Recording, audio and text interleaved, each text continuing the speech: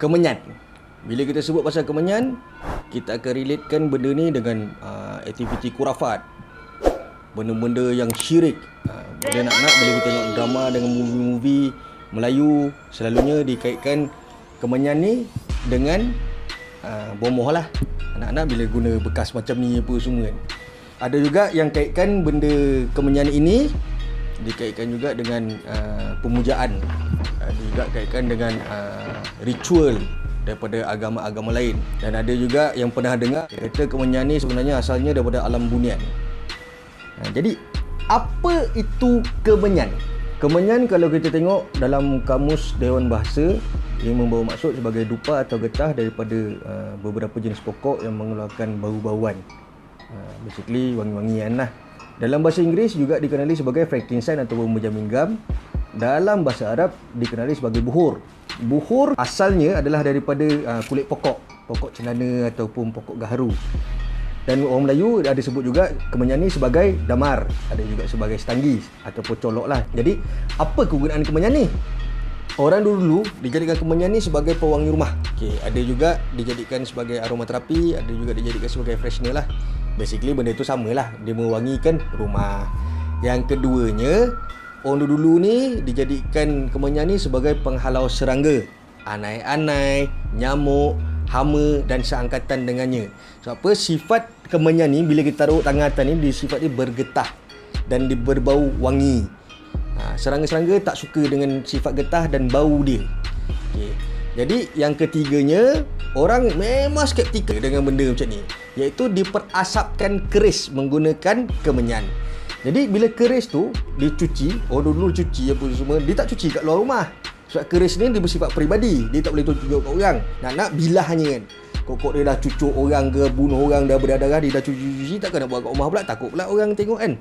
Jadi dia dah cuci dekat rumah, dalam rumah dia cuci apa mak nenek lah apa semua, sabun basuh ke apa semua. Dia nak kering tu macam mana cara dia? Dia taruhlah kat atas ni, dia layur.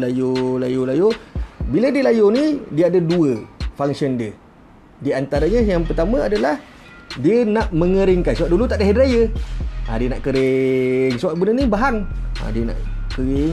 Yang keduanya tadi pula, sifat getah tu tadi. Bila getah ni dia duduk dalam atas bilah yang basah. Bila lama-lama dia dah kering tadi, basah tadi, dia menutup surface besi tu dan dia bertindak sebagai ejen anti karat. Kemenyan ni juga boleh dijadikan sebagai bahan pembakar. Dia bersifat membakar lah, dia boleh bakar lah. Tapi bukannya kemenyan tu yang keras tu. Kemenyan tu yang cair tu. Jadi kalau korang tengok cerita Indiana Jones, cerita Tomb Raider, Lara Croft apa semua kan. So kebanyakannya dia punya aksi-aksi tu, action itu, dia punya scene tu dekat mana? Dekat town. Tak ada pun, dekat dalam hutan lah semua. Jadi mana datang obo tu, api tu, mana datang benda tu? Api of course kita tahu kita boleh nyalakan kan. Macam dia benda tu boleh tahan? Takkan dia ikat dengan kain dia? Tak. Jadi dia nak lumbung apa? Petrol kau cari kat mana dalam hutan kan? Jadi antaranya inilah dia tadi. Jadi mana datang ceritanya asap kemenyan ni menjadi makanan jin? Mana datang cerita ni? Sebagai contoh, berada yang buat fogging dekat rumah petang-petang apa semua. Lepas tu makcik-makcik atau nenek-nenek yang buat daging salai dekat Negeri Sembilan tu, dekat Kuala Pilah apa semua tu kan, berasap juga. Yang berada-berada kat Kajang buat apa, bakar sate, berasap juga. Meniaga barbecue, apa pakcik-pakcik atau berada-berada yang bawa lori apa semua, ya asap lagi bergepul-gepul.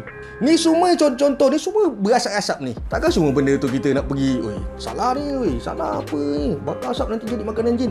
Dia mesti ada sifat ataupun perbuatan spesifik untuk memberi jin tu makan.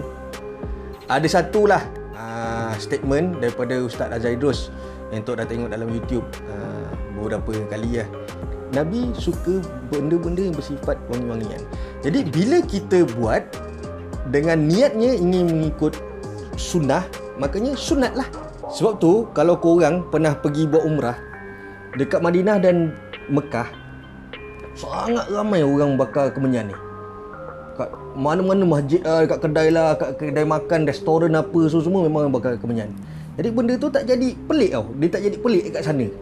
Sebab apa? Dia orang tahu dia bakar kemenyan ni untuk apa? Wangi-wangian, benda yang wangi, benda yang best lah pada dia orang.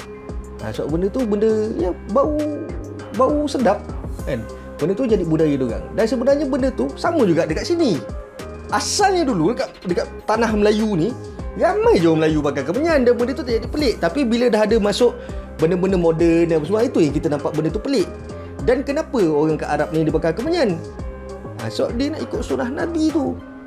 Nabi suka wangi-wangian. Kesimpulannya, orang dulu-dulu kalau buat benda ni mesti bersebab.